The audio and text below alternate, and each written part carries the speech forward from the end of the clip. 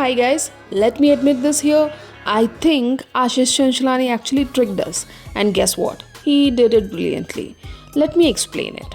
So when I initially started watching EKAKI, I realized one thing, that this series just wasn't about just horror. This wasn't about just comedy. It was a pure strategy. Here's what I mean. And once you notice the strategy, you can't unsay it. The way they shifted the storyline from one genre to another wasn't random, it was carefully designed. The first few episodes give you a complete Golmaal vibe. You see a group of friends roasting, chaos, banter. It feels like it's natural, effortless, and something we have already seen and loved. And this kind of humor feels familiar, comfortable, and almost nostalgic. And that's exactly what connects with the Indian audiences instantly. We have grown up watching this dynamic and we have enjoyed this chaos.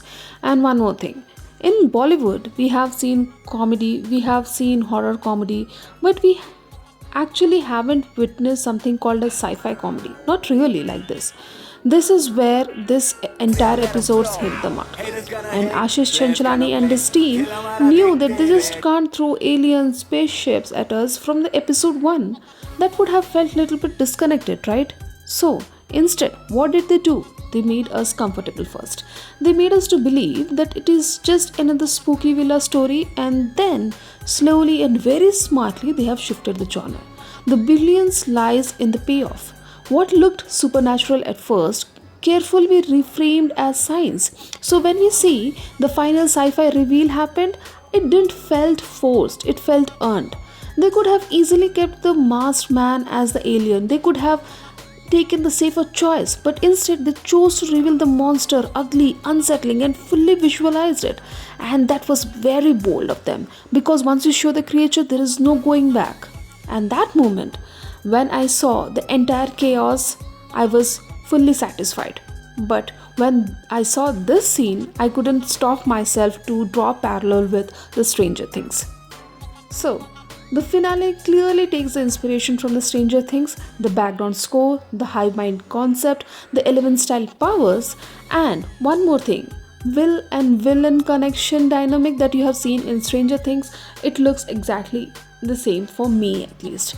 So the end credits, when you see, it looks like they have taken the inspiration from the Marvel posters. It looks like they took the brain of the Hollywood blockbuster and gave it the heart of the Golmaal. Now, here is my theory gets interesting, because in the movies like Avatar, or in that case, The Man Who Fell on Earth, the alien comes here because the planet was dying or they wanted some resources. Alien never arrive randomly, they always want something. So, my question here is, why this villa? Is it really an haunted location, or it could be some signal point?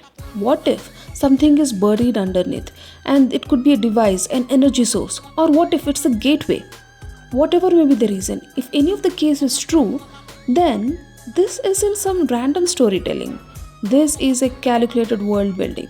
So, my theory here is, this was a very strategic world building. First, ease the audience with the Golmaal dynamic, then expand to large scale sci-fi inspired by the shows like Stranger Things but adapted for Indian audiences, because the Indian audiences don't reject the big ideas, they reject the lazy execution.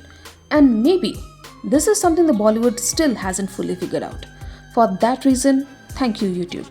If you are agreeing with any of the concepts that I have discussed in the video, please like the video. If you are disagreeing, you can comment down below. Thank you so much for watching.